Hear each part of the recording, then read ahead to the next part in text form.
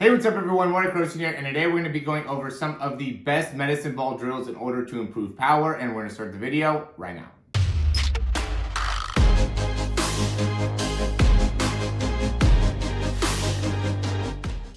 Alright, so these are going to be some of the best medicine ball drills, and a fun fact about medicine ball power drills is, there is really a direct correlation to doing med ball drills to power production. It is probably, if not the best, one of the top two best ways to be able to create power overall within your body. So this is a very, very good idea for you to implement within your training if you have access to a med ball, right? Just like jumps, it's very, very similar in terms of the correlation between utilizing exercises like this to being able to actually improve your power. First thing is just going to be a behind the back throw, right? Really maximizing hip extension. That's why this is such a great exercise, by the way, here, is because it really teaches you to be able to really utilize your lower back and your hips as you're going through the throw, and just being able to have some degree of resistance against that really gives you the opportunity to be able to generate a lot of forward force within the body and a lot of power overall. Here's going to be a rotational throw. So I'm here loading it to the right side, and then I'm coming and throwing it up over my shoulder. As I'm doing all these, I really want to maintain a good position within the back. You want to be loading and maintaining like a good knee bend here, and also making sure that you're really sitting back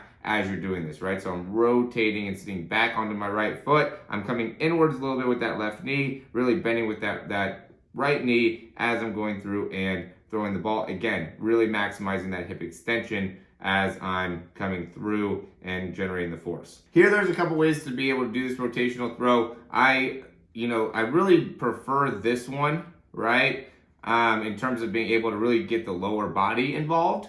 Okay, but then this one's a little bit better in being able to generate some hip and shoulder disassociation. Okay, so you can see as I'm going through, I'm really creating a little bit more hip and shoulder disassociation with that shoulder as I come through and actually throw. Where this one, as a quarterback or pitcher, you really wouldn't get into this position as much, right? But this one would be really focusing a lot more on lower body activation, because I feel like when I do this throw, the focus or how I actually go through the throw is a lot more similar in terms of that hip extension action. In the throw of a football or a baseball is more similar here, right? But then with the upper body, just the loading prospect and being able to come through, that's a little bit more similar to on this side. So depending on what you're trying to work on will help you in developing the power. I'm going to quickly interrupt this video just to say, if you like the information, go ahead and click that thumbs up, subscribe to the channel down below, and we'll hop right back in the video. Here we have two options. One of them, I'm going to be a little bit more, this one's going to be more of like a vertical jump type of action. This is going to be more of like a horizontal type action, working on the start, something like that. And so you can see here, I'm throwing the ball straight up here on the left in comparison to throwing the ball out on the right. And with this one, as well as with the one where I threw it behind my back, I really want to be focusing on going out and up, right? You don't want to just focus on going up. You don't want to focus on going out. You want to be able to go more on that trajectory. I guess I went a little bit probably too vertical there. I was trying to get a little bit more horizontal with the trajectory, but that ends up being the goal here. Now this one is a cool one just because you end up going and jumping into it, boom, landing, working on your deceleration there, controlling through there, getting into your squatting position, and then maximizing hip extension from that position. You can see again, going back and up in the trajectory of the ball. Here's a good one where you're working on being able to properly load through, the body. I'm a little bit kind of leaned over to the side here. So when I started, now making it so my left foot is falling out to the side a little bit more.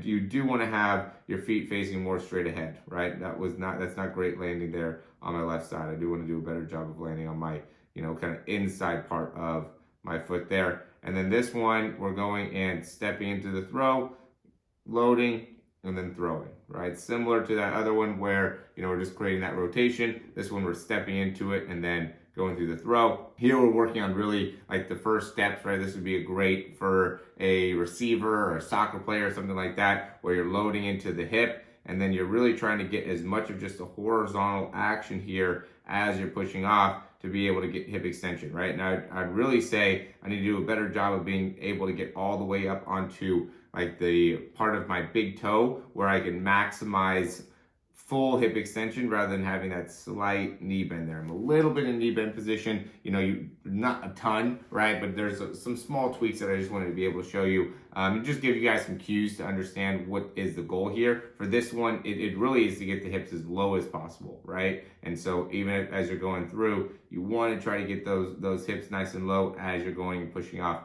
Again, a great way to be able to accelerate. Then from here, you could even do this and continue to run through it. I'm sure you guys have seen that video or drills like that before, but if not, you can do that, right? You could push off and then continue to accelerate through, or just not land on one leg. Either one of those ends up working there in terms of helping yourself generate more force off of one leg. And you can see I do a better job on this side, my right side. I'm a little bit more naturally able to create force and have a little bit better range on my right leg. So I'm able to do it a little bit better on that side, but a really great thing to be able to work on to improve that first step, force and velocity, and again, just overall power in general ends up being a big part of how you're able to go through drills like this. So as always, guys, thanks for watching. If you like the information, go ahead and click that thumbs up, subscribe to the channel down below. And if you have any questions, comments, or recommendations, you can leave those in the comment section down below. We do have a few programs that I'm going to tag down below. We have a speed program, we have a throw program, and in those we do put a big focus on being able to fix your mechanics. And when it comes to improving your mechanics, it's not only just in running or throwing, but it's wanting to be able to do that within your workouts as well. And just getting a great understanding of how you can move your body more efficiently is what I'm all about. So, if you can do that within a medicine ball drill, a maybe wrist flick type drill, or some type of sprinting drill, there's always different ways that you can implement parts of your throw into a drill that will help you be able to improve in not actually only your throw, but also your speed, right? So if you're working on maybe foot contact time, need to get better at your foot contact time, you can make improvements off of that with some plyometric type exercises or some things that are outside of running. And that's the idea here, is to get into a program where we could really focus on what are the main things that we need to work on your mechanics, and how can we bring that to the table in not only your running, but also in your workouts, to be able to make it so your brain is able to understand how to be able to really maximize force production, efficiency, and power production all in one movement pattern. And that's what we do, again, within the throw, within the jump, within the sprinting, everything that everything that is a performance-based movement. So swinging a golf club or a bat, pitching, all those require power production type movements, and working in and understanding the fundamentals of the mechanics is critical to make it so you could actually have success when you're doing those movements. So check out the description down below to find out more about those programs. Again, thanks for watching, and we'll talk to you soon.